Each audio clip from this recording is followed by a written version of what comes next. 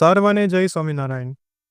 ગઢપુર ધામમાં જે સૂર્યનારાયણની મૂર્તિ છે તે મૂર્તિ મંદિરમાં તો બેસાડી તે પહેલાં આ મૂર્તિને ક્યાં સ્થાપન કરી હતી તેનો ઇતિહાસ આજે આપણે નિહાળીશું.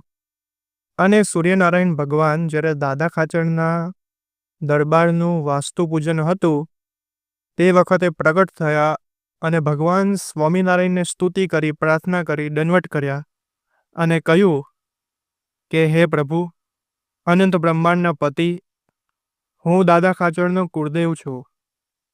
આપ મને આપની સેવા માટે આપના મંદિરમાં મને સ્થાન આપો. ભગવાન સ્વામિનારાયણે કીધું, સારું, તમને ત્યાં પધરાવીશું. તો સૂર્યનારાયણ કયા નિમિત્તે પધાર્યા હતા, આ પ્રસંગ શેની સાથે સંકળાયેલો છે તે આપણે નિહાળીશું.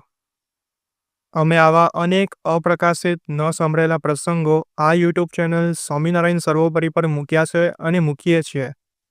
તો જો તમે આ યુટ્યુબ ચેનલ સ્વામિનારાયણ સર્વોપરીમાં નવા હોવ તો તેને સબસ્ક્રાઈબ કરી બેલ આઇકનને ઓન કરી રાખજો, જેથી ભવિષ્યમાં જે વિડીયો મૂકવામાં આવે તે તમને પ્રાપ્ત થાય. તો આવો ઇતિહાસ ખૂબ જ અદ્ભુત છે અને જે રીતે સ્વામિનારાયણ ભગવાનનું રાજાધિરાજ તરીકે પૂજન અર્ચન અને જે રીતે એમને વાઘા ધરવામાં આવતા તેનું વર્ણન પહેલાં નિહાળીએ. વાસુદેવ નારાયણના ઓરડાના પડખાનો ઓતરાદા બારનો એ ઓરડો ઉત્તમ રાજાને આપ્યો.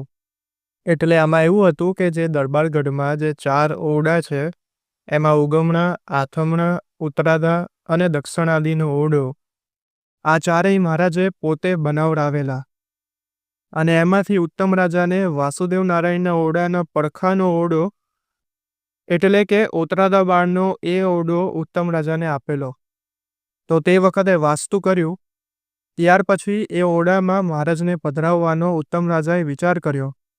તે વખતે ઉત્તમ રાજાના કામદાર લાધા ઠક્કર તથા કુરજી ઠક્કરને બોલાવી કહે છે, આપણે કાલ મહારાજને પધરાવવા છે, માટે મોટી સામગ્રી તૈયાર કરી રસોઈની 7 વાનની સુખડી કરાવો. અને બ્રાહ્મણ, પરમહંસ, ધર્મકુળ, સંન્યાસી, પારા, હરિભક્ત અને ગૃહસ્થ, સાંખ્યયોગી, કર્મયોગી બાઈઓ તેમજ સગા અને ગામનો ધુમાડો બંધ કરી આખા ગામને જમાડવું છે, એવો અમોએ તથા 3 બહેનોએ વિચાર કર્યો છે. માટે સામગ્રી તૈયાર કરો. પછી સર્વે સામગ્રી તૈયાર કરી તેઓ કહે છે, સર્વે સામાન તૈયાર છે, તેમજ સર્વે ચોકાનો બંદોબસ્ત કરી રાખી નિષ્કુળાનંદ સ્વામીને ભલામણ આપી છે. સવારમાં કપિલા છઠ હતી. પ્રભાતે ઉત્તમ રાજાએ મહારાજ પાસે જઈ વિનંતી કરી કે હે મહારાજ, તમે એ ઓરડામાં પધારો. પછી મહારાજ ત્યાં પરમહંસના મંડળ સહિત પધાર્યા ને ઓરડાના બાયલા ખંડે ચાકરા ઉપર બેસી દાતણ કર્યું. ઉત્તમ રાજાએ પંચામૃતે કરી પ્રથમ ચરણારવિંદ ધોયા. પછી મહારાજનું શરીર પંડે ચોળવા માંડ્યું ને મૂળજી બ્રહ્મચારીએ પાણી રેડવા માંડ્યું.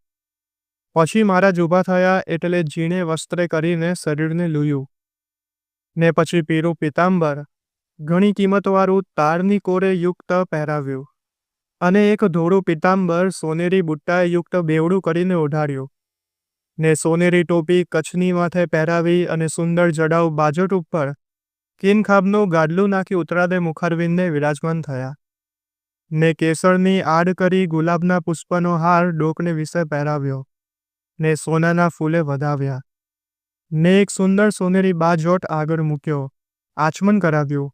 ભોજનનો થાળ મહારાજ સારું કરાવ્યો હતો તે થાળ બાજોટ ઉપર મૂક્યો. પછી મહારાજ ટોપી નીચે ઉતારી ડાબા પગની પલોઠી વાળી જમણો પગ ઊભો રાખી ઉઘાડે મસ્તકે જમવા બેઠા. સર્વ ભોજન રૂઢી રીતે જમ્યા ને પછી ચડું કરી મુખવાસ જમી પરમહંસ, સંન્યાસી, બ્રહ્મચારી, ધર્મકુળ વગેરેને પોતે પંગતમાં ફરીને જમાડ્યા ને સદગુરુને પણ જમાડ્યા. પછી તે ઓરડામાં આવી બપોરે પોઢ્યા. ત્રીજે પહોરે સર્વ સગા વાલા તથા ગામ જમી રહ્યું ને બ્રાહ્મણોને રૂપિયો દક્ષિણા આપી. પછી ઓરડાને મધ્યે ઢોલિયા ઉપર મહારાજ બિરાજમાન થયા ને લીલા કિનખાબની ડગલી ને સુરવાર ને લીલા કિનખાબના બુટ્ટાએ યુક્ત રેટો કેળે બંધાવ્યો ને લીલા કિનખાબનો રેટો માથે બંધાવ્યો અને લીલા કિનખાબનો રેટો પાસે રાખવા અને લીલો રૂમાલ, એ રીતે 6 વસ્ત્ર મહારાજને પહેરાવ્યા ને મોતીની માળા પહેરાવી ₹1000 આગળ મૂક્યા અને કપૂરની આરતી ઉતારી. સાષ્ટાંગ દંડવત કર્યા અને સ્તુતિ કરી. હવે દાદા ખાચર વગેરેને સૂર્યનારાયણના દર્શન થાય છે અને સૂર્યનારાયણની સ્થાપના થાય છે. તે પ્રસંગ આપણે નિહાળીએ. તો દાદા ખાચર આ રીતે મહારાજનો શણગાર કરે છે, મહારાજને સાષ્ટાંગ દંડવત કર્યા અને સ્તુતિ કરે છે.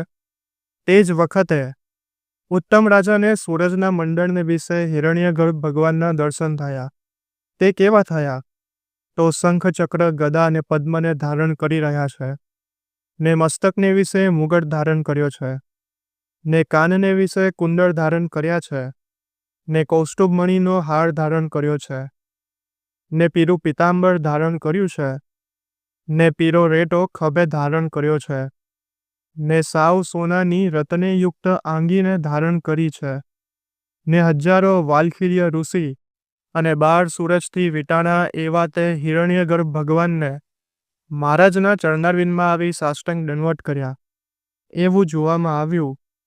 ને જ્યાં ફરીમાં જુએ છે તો વિમાનના આકારે મોટો રથ અને તે રથની સાથે જોડાયેલા સપ્તાસમુખા ઘોડા એ રીતે જોવામાં આવ્યું.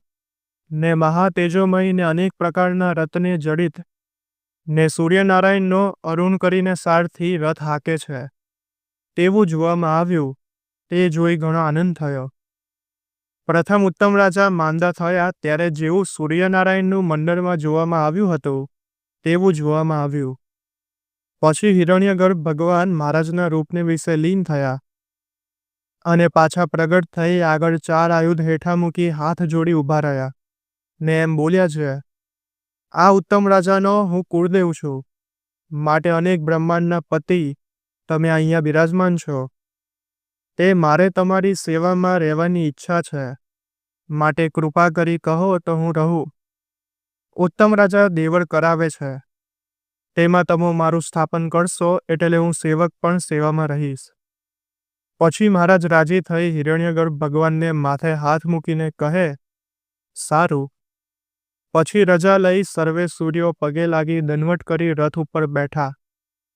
પછી અરુણ સારથી કહે છે, તમે સર્વેએ દર્શન કર્યા પણ મારા એવા શું અભાગ્ય જે હું દર્શન વિના રહ્યો.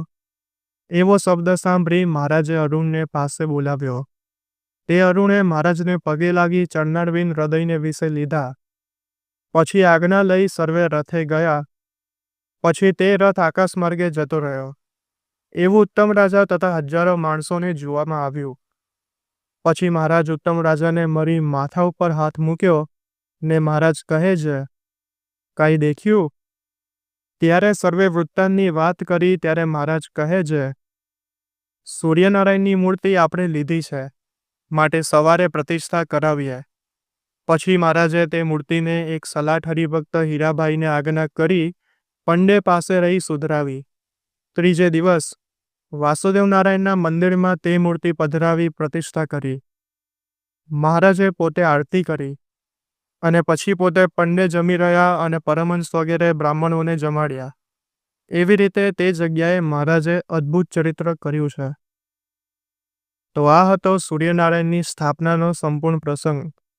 અમે આવા અનેક અપ્રકાશિત પ્રસંગો મૂકીએ છીએ અને મૂક્યા છે.